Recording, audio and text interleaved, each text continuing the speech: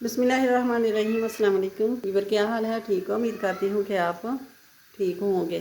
चलिए फिर स्टार्ट करते हैं रेसिपी को बनाने को। सबसे पहले मेरे चैनल को सब्सक्राइब कर दें, साथ ही बेल के बटन को प्रेस कर दें कि मेरे आने वाली वीडियो सबसे पहले आप तक पहुँचे।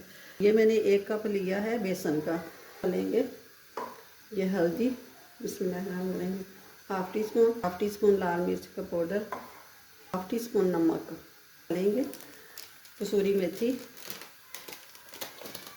तो थोड़ी सी अजवाइन डाल देंगे, 1/4 टीस्पून जितनी अजवाइन डाल देंगे। ये हाजमे के लिए बहुत बेहतर होती है। ये हाफ़ टी स्पून जितना गरम मसाला डाल देंगे। तो अभी मिक्स कर लेना है अच्छे से। बिस्मिल्लाहिर्रहमानिर्रहीम। और ये लिया है मैंने पैन और रख दिया है चूल्हे के ऊपर। तो अब डालते हैं इसमें ऑयल। बिस्मिल्लाहिर्रहमानिर्रहीम। ऑयल गर्म हो गया, अब डाल देंगे प्याज। तो ये प्याज मैंने 2 से 3 छोटे छोटे काट के रखे हुए थे।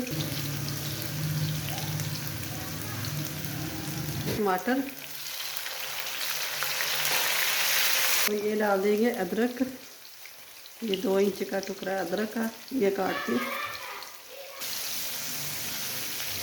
1 टीस्पून में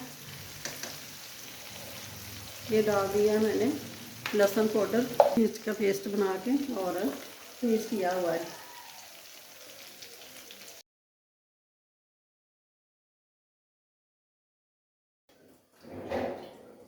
रोल सा बना लेंगे। अब इनको उतार लेंगे ऐसे करके। लगा लूँगी।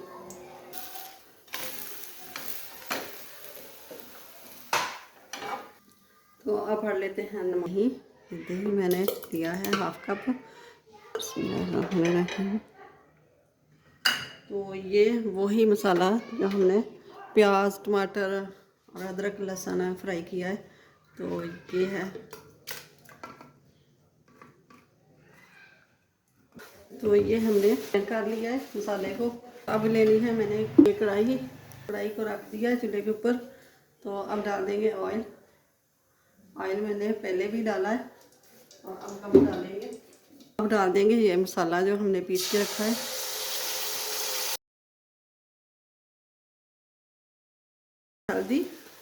हल्दी पहले भी डाली है और बेसन में भी डाली है, तो कलर के लिए मैंने थोड़ी सी और डाल दी है।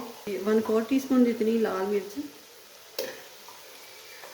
ये 1 टीस्पून नमक, हाफ़ टी स्पून काली मिर्च, थोड़ी सी खुश्क मेथी। ये काट लेते हैं।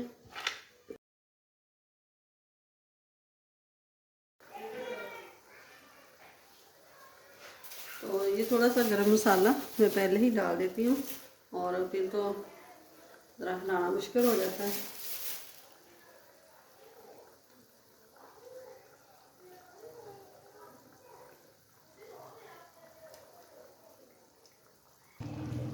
तो अब 2 मिनट इनको पका लेंगे ऐसे ही।